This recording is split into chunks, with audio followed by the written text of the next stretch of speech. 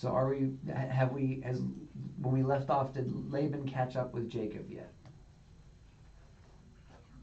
No, he's going to pursue him now. He's pursuing him. Okay. Yeah.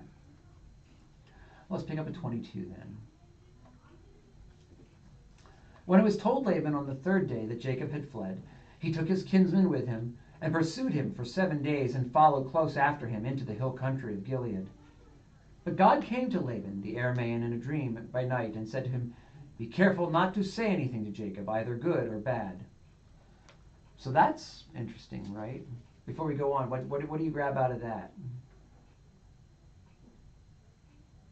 God appeared to him Yes. and said, good or bad, he's supposed to say anything. Right. So don't do, this is an idiom to say, don't do either good or evil to him. Right? Don't try to do anything to him, in fact. Right. God's essentially saying he's entitled to walk away with this stuff. Which is pretty amazing when you think about it. That's a really amazing thing for God to say. Why? Well, because there's been this back and forth trickery, right? So God is weighing in and saying, battle over. Right? Okay. Let's continue on 25. And Laban overtook Jacob. Now Jacob had pitched his tent in the hill country, and Laban, with his kinsmen, pitched tents in the hill country of Gilead. And Laban said to Jacob, "What have you done, that you have tricked me and driven away my daughters like captives of the sword? Why did you flee secretly and trick me, and did not tell me so that I might have sent you away with mirth and songs, with tambourine and lyre?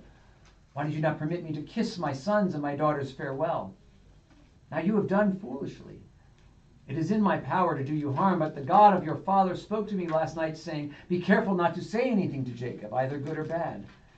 And now you have gone away, because you longed greatly for your father's house. But why did you steal my gods?"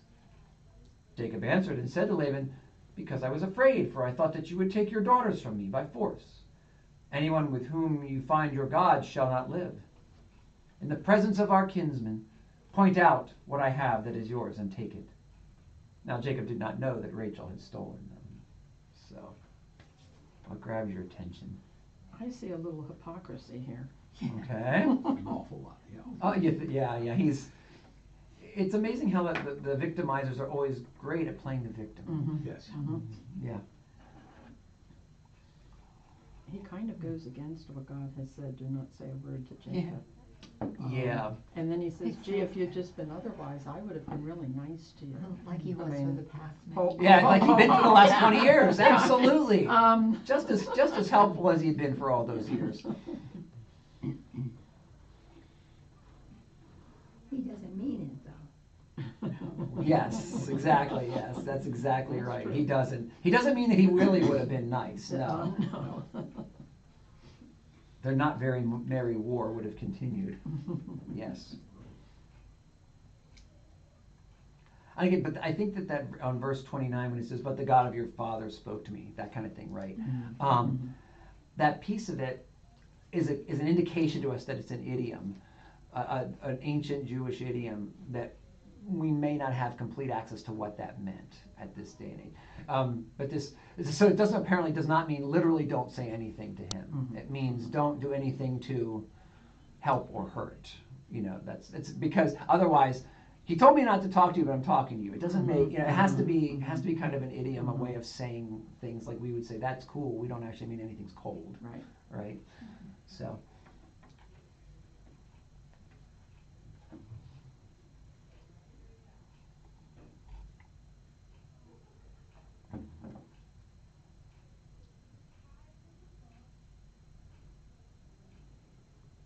Anything else?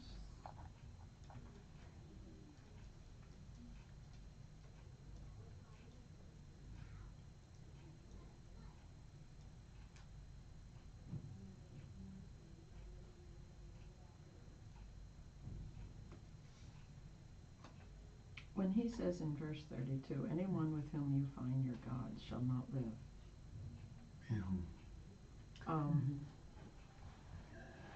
Yes. Is that out of respect for your God? Why is he saying that? Well, it's not out of respect for those gods. No. It's a way of showing remember these are household gods, so these are little Oh, idols that have okay. been taken, right? That's the household gods. There's little statues in Laban's house. Again, he's not a worshiper of Yahweh, No, right? no. And so, in fact, as Abraham's brother-in-law, that means they would have both. Terah was Abraham's father, and Terah was an idol maker, Right. just outside of what we would think of as Babylon. When we talk about the fall of the Tower of Babel, right, on the plain of Ur, that's where he lived. Mhm. He lived right in the shadow of where they were trying to build that tower, and this was what he did for a living. So he would have had these household gods that they considered very much like Shintoism today, or something like that, and someone stole them. So that removes the blessing from their house as far as Laban is concerned. This is his way of showing respect to Laban and essentially saying, I'm not a liar, prove it. Yeah. Anyone who's told them can, you can kill whoever you find, right?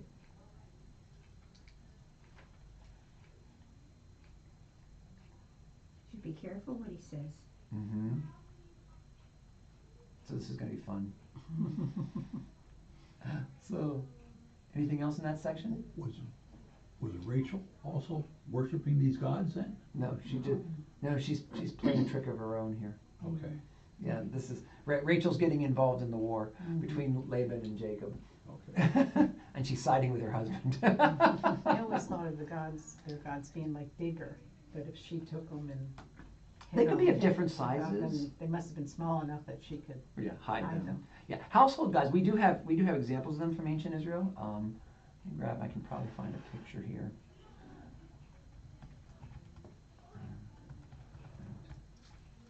This is what Google is useful for. Quick references instead of me running to my office and spending a half hour looking through books. Okay. Yeah. I'll give you a typical example.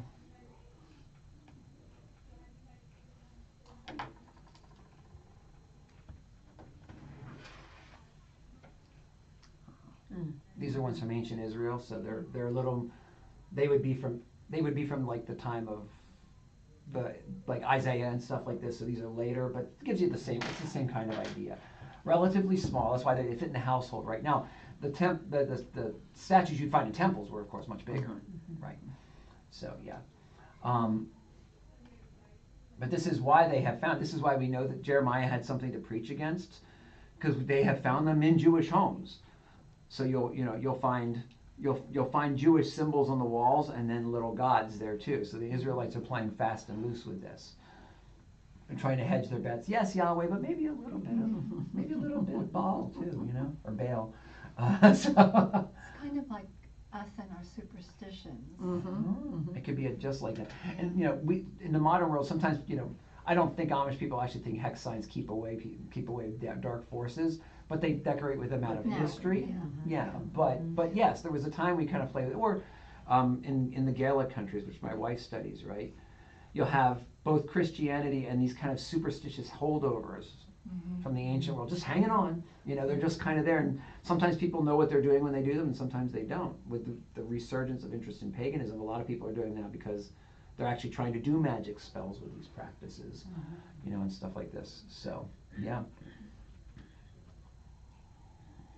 I have a nail in my wallet. I don't know if you remember at Christ Hamilton, Mhm. we had the nails. Yep. And We handed them it's, out. and it's not, and it's always my wallet, so when I open it, I see it. But it's not a good luck charm. Right. It's more a reminder, reminder, of yeah. what, Well, what that's that kind of nail. like the cross we Yeah. wear Sure, within sure. our homes. I carry around a little, like a diptych, a little icon thing. It's just tiny, that I use for prayer when I'm on the road. Not because I need it, but because looking at a picture of Jesus helps me drown out the other noises around me, so to speak.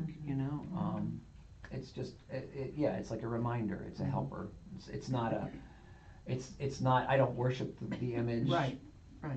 Anything like that. It's just a thing. So, yeah. Okay. So they are very important. Now, of course, they're making really clear that Jacob doesn't know that Rachel stole them, right? Because he does have a bit of a history as a, I mean, Jacob literally translating as like the one who grabs on, right? I mean, the one who grasps at things and he's named that because he's holding on to his brother's heel as he's born, but he becomes the one who grasps at a lot of things that aren't really his. So that's part of his trickery, right? So they make clear to us that he's not the one pulling the trick this time. So verse 33. So Laban went into Jacob's tent and into Leah's tent and into the tent of the 2 female servants, but he did not find them. And he went out of Leah's tent and entered Rachel's.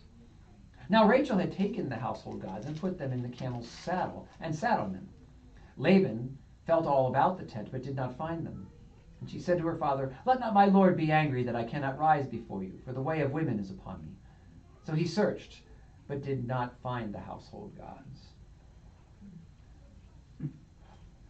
I find sitting on them to be a bit disrespectful. I agree. Yeah, she's definitely showing no respect to them in that way. That is Especially certainly when she's true. unclean. That is certainly true. Yeah. But it's a great way. And there's all these social obligations we don't think about today. Apparently, with something where women would Yeah. rise when the ranking man entered the room. Just maybe everyone would, not just the women. But of course, in this day and age, or not too long ago, it was expected that men would rise when a woman entered the room, right? So she, but apparently not when they're at their time of the month. So, yes. All right, 36. Then Jacob became angry and berated Laban. Jacob said to Laban, "What is my offense? What is my sin that you have hotly pursued me? For you have felt through all my goods. What have you found of all your household goods? Set it here before my kinsmen and your kinsmen, that they may decide between us two. These 20 years I have been with you. Your ewes and your female goats have not miscarried, and I have not eaten the rams of your flocks. What was torn by the wild beasts I did not bring to you. I bore the loss of it myself. From my hand you required it, whether stolen by day or stolen by night. There I was. By day the heat consumed me, and the cold by night, and my sleep fled from my eyes. These 20 years I have been in your house. I served you 14 years for your 2 daughters, and 6 years for your flock, and you have changed my wages 10 times. If the God of my father, the God of Abraham and the fear of Isaac, had not been on my side, surely now you would have sent me away empty-handed. God saw my affliction and the labor of my hands and rebuked you last night."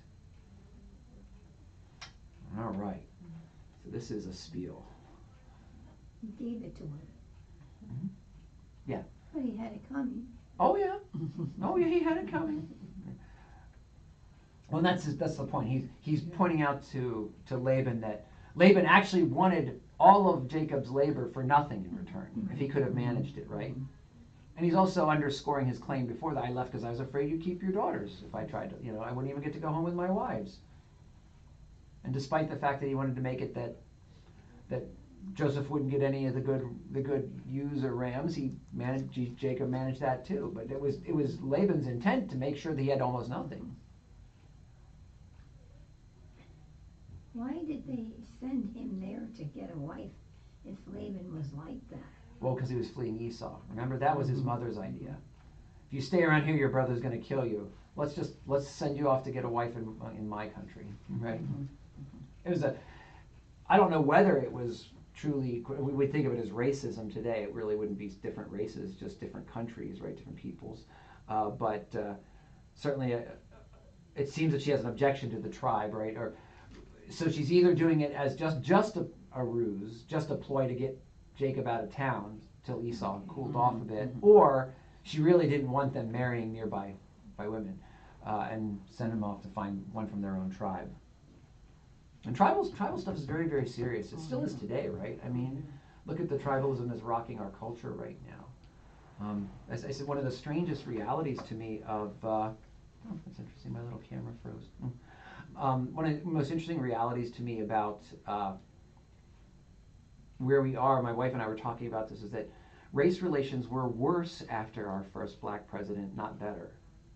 Yeah. Just not at all what I would have expected, and so that tribalism stuff is there, and you see it played on both sides. We've dealt with race issues even here in the homeschool co-op, and here it was mostly white kids who are reacting to the racism they're getting by being blamed for everything, right? So they're taking it out on the black kids, and you hunker down with my tribe. I can trust the people who look like me and think like me and speak like me and talk like whatever, that kind of thing. It's a very deep instinct in our humanity to do things that way. It's taken Christianity a long time to get to the universal brotherhood of all humanity, and that's a Christian teaching. It's not. It comes from nowhere else.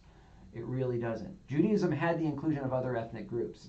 We shouldn't think of Jews as an ethnic group. That's why the phrase anti-Semitism is a really bad. It's actually not accurate because the Semites are a people group. They're an ethnicity. It's anti-Judaism is what it is. It's anti-Jewish because Jews have from the beginning had. I mean, there was a black high priest. Clearly came from Africa in the Old Testament. You know, he was not native to what we think of as the Fertile Crescent with the color skin he had. And we see it in the early apostles too. We see that there's actually one of the early disciples in the book of Acts is called the Black. And so there was racial inclusion right from the very beginning with both of our traditions. But it was Christianity that teaches, you know, in Christ there is neither Jew nor Greek, slave nor free, man nor woman. That there's a universal quality that we're all wrapped up in. And that's just a restatement essentially of the principle of Genesis 1. Male and female, he created them in the image of God, he created them, right? I said that wrong, but you know what I mean. It's a restatement of that principle, but that's why to this day there are tons of countries that have not signed the Universal Declaration of Human Rights because they recognize it as a Christian document. That's why China won't sign it. That's why the Middle Eastern countries won't sign it. There may be a parallel structure within Islam. I don't know Islam well enough. There may be a parallel structure, but because they recognize the document as having Christian origins, even though it's not an explicitly Christian document, they won't sign it. So it's just a reality of history. So back to our text. So Jacob gives his long litany of offenses that Laban has caused him. Anything especially grab you about it? Anything that you wanted to talk about? It was reminding him how many years he worked for him. Mm-hmm. Absolutely. He's the kind of person you have to remind him. Yes, rather. Yeah, and of course he's doing it. Remember what his thing was. Put all your stuff here and let everyone decide between us. So now what this has become is, instead of it being just between Laban and Jacob, Laban has to prove to his men left over, right, the men who are still with him, that he's a fair boss. Because you really don't, even a king with absolute power really doesn't want people who don't want to serve him serving him. They cheat him at every corner, right? So really important that's what's going on here.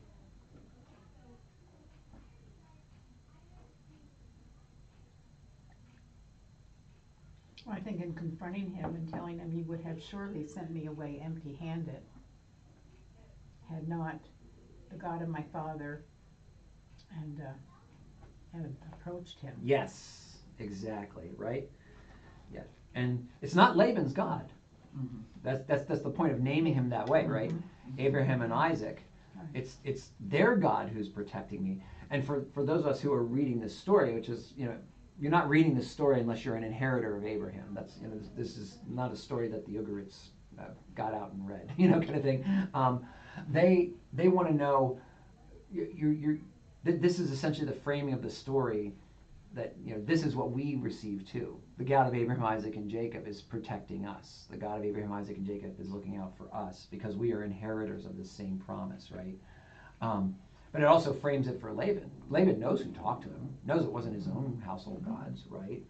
Or whatever gods they worshipped in Ur by this point.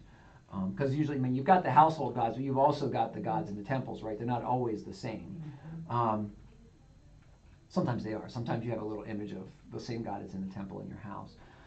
But they see this affliction, labor of his hands, and he rebuked you last night, right?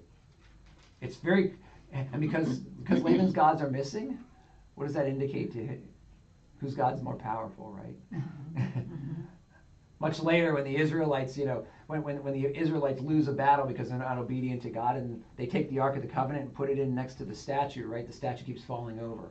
God keeps knocking it over to let him know that just because I let you paste my people doesn't mean I lost. You know? That must have been something to behold. Oh yeah. Oh yeah. And for those of us who are around for the end times whenever they come, it'll be something to behold again. So now Laban has to answer in front of all his men in a way that maintains their respect in him and their desire to serve him, while at the same time hoping to get back some of what he's lost in this transaction, right? And God warned him against this. So we're going to see how this goes. Okay? Verse 43. Then Laban answered and said to Jacob, "The daughters are my daughters, the children are my children, the flocks are my flocks, and all that you see is mine. But what can I do this day for these my daughters or for their children whom they have borne?" So is he admitting that those were rightly earned by Jacob as his wages? He's lying. Yeah. He's essentially saying you've cheated me. Still trying to The flocks were separated previously, and this was Laban's and this was Jacob's. And a lot of the men who rode out with him were they were the instruments of doing that. Remember, they had to take him 3 days away, and that's why they jetted out when they did, right? When they were moving around, they were out for sheep shearing. So his men know he's lying, but he's saving face, right? And so, He thinks he is. well, he is in a sense for his men. All he wants is the loyalty of his men. What he doesn't want is this to end in a way that makes a mess for him on an ongoing way. Sometimes you had this, when you get, in poker, right? You're bluffing, you play the game, you put some more chips down, and all of a sudden you realize you're going to lose the hand. I fold. It's a way of not losing everything as you lose that hand, right? And that's what Laban's doing here. Verse 44. So here's his proposal. "Come now, let us make a covenant, you and I, and let it be a witness between you and me." So Jacob took a stone and set it up as a pillar. And Jacob said to his kinsmen, "Gather stones." And they took stones and made a heap, and they ate there by the heap. Laban called it Jagar Sahadtha, but Jacob called it Galeed. Laban said, "This heap is a witness between you and me today." Therefore he named it Galeed and Mizpah. For he said, "The Lord watch between you and me when we are out of one another's sight. If you oppress my daughters, or if you take my wives besides my daughters, although no one is with us, to see God is witness between you and me." So the best Laban can do here is try to provide for his daughters as he loses them. He was planning to keep them in his household, mainly because he kept Jacob's labor, right? Jacob is apparently a really good animal husbandry person. Why would you make a covenant with a person who has lied to you throughout the whole thing, cheated you throughout the whole thing, and expect him to follow the covenant? Well, you might still follow a covenant even if you don't particularly like the person you're making it with. Remember, covenants are made between kings regularly, and this is to keep the more powerful king from destroying your kingdom. Let me remain king under you, right? That's we talked about that back with Abraham, that suzerain vassal treaty, right? That's a covenant. It's a form of them saying, even though you're more powerful, don't hurt me. Well, this war has been going on between Jacob and Laban back and forth now for 20 years, right? And at a certain point here, Laban now has been checkmated. So all he can do is, his offer of making a covenant is to continue to try and exert some kind of influence over Jacob when he's lost all his power over Jacob. Does that make sense? I see at the end there, he says that, Right. My God will be watching over you too. Well, he's not even saying No, my he's God, he's saying saying your your God. God. He's saying your God is going to watch. Your God. Yeah. Or he just says God. It's probably L in the original, because it's not Lord. I find that odd. And he's a pagan worshiper, and he's calling God as a witness. Uh-huh. Well, okay, so that's why I said it's probably L. L is just the common term for God in the ancient world. It's not a Hebrew term specifically. It's actually where we get Allah from. Over the centuries, it becomes Allah for the Arabic today. So if you hear a Muslim do their equivalent of the creed, and they say there is no God but Allah and Muhammad is his prophet. That it doesn't sound like that in Arabic. That's an English way of saying it. It says there is no God but God. El is just a generic word for God, and it's not just the people who become Muslims way down the road. El is the name for God in the Baal cycle. So we all know Baal, right, from the Old Testament. In what's called the Baal cycle, the stories about Baal, El is his father. It's the exact same word. Remember, all these people knew each other, and this is the word for God generically, or God Most High, right? Remember, in paganism, you've got all these different levels of gods, right? This is true even in the Greek stories. Zeus is the king of the gods. He's not the father of the gods. Kronos is his father, and he's usually pictured as sort of a decrepit old man. If you ever see any of the, if you go to Greece and you go walking through those areas, but there is always a god behind the gods we're currently worshiping. And that gets into what's called the succession myth and all this kind of stuff, and how Jesus again inverts it. Because in all the ancient stories, or just about all of them, basically the God that's worshipped now, like Baal was, right, supplants his father. There's a rebellion for some reason or another. He got decrepit, he was corrupt, that's the story, right? And the son takes over and runs things better, right? Verse 59. Jesus is the obedient son who does exactly what he sees his father telling him, right? So that inverts the story, which makes us realize that this story, whether it be in the Greek form or the Sumerian form or the Assyrian form or the Phoenician form, so the Assyrians and Phoenicians are kind of together, no matter what it is, that's a deliberate inversion. That's what you call, in war, you call it misinformation, right? This is a demonic story. The good guy tried to sort of kicked him out, right? Satan, who we know Baal as, right? He was right to rebel against God, right? And in fact, he won. That's the way we're going to tell the story as the demons, right? And you can tell he won because when Jesus came, he got killed on the cross, right? This is why to this day people don't understand why Christians use a cross. We know the cross as the instrument whereby God won the war.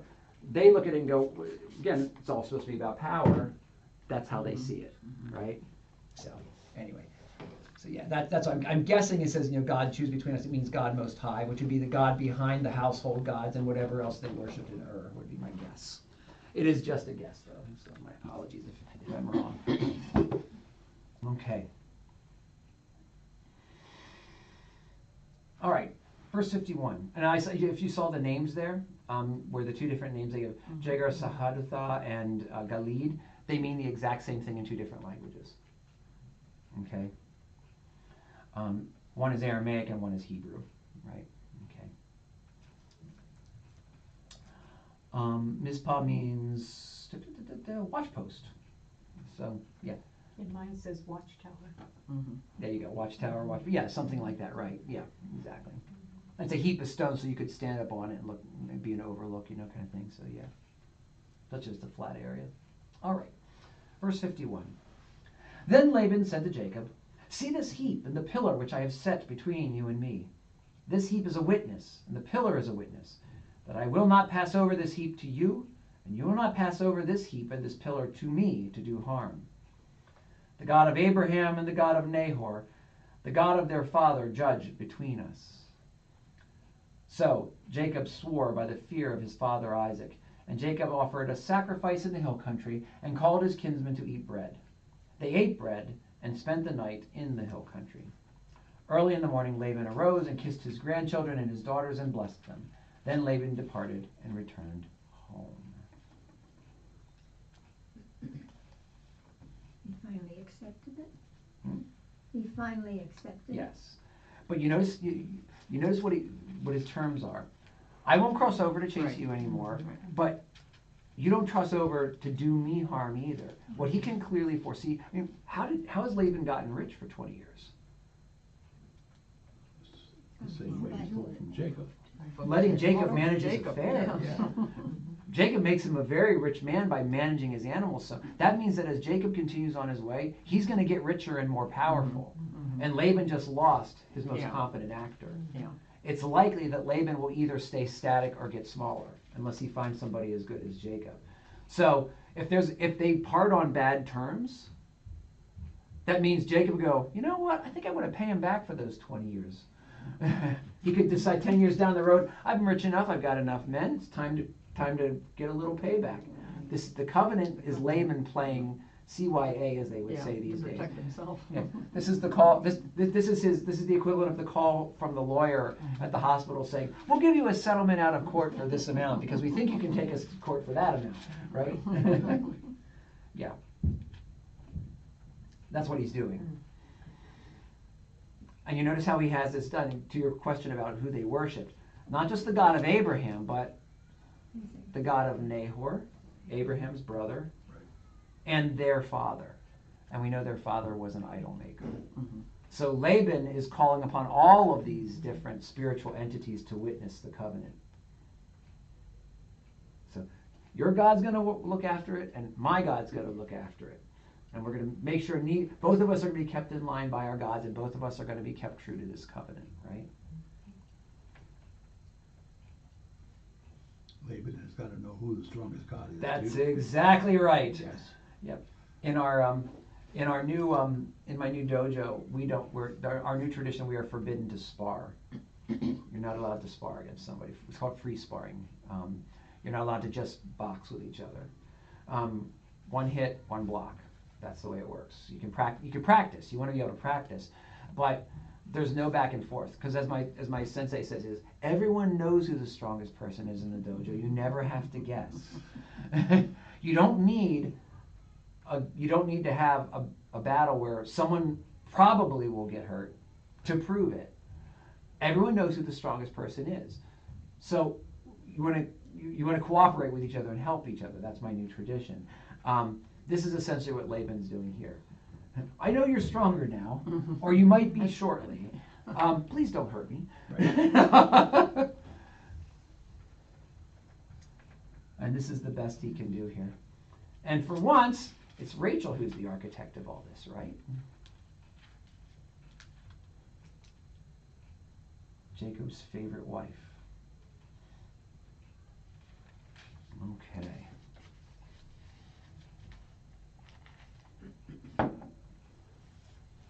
Alrighty. It is about 5:12. Do you want to keep going? I know we got started a little bit later, or do you want to end here and we'll pick up the beginning of the next chapter next week? Do it that way?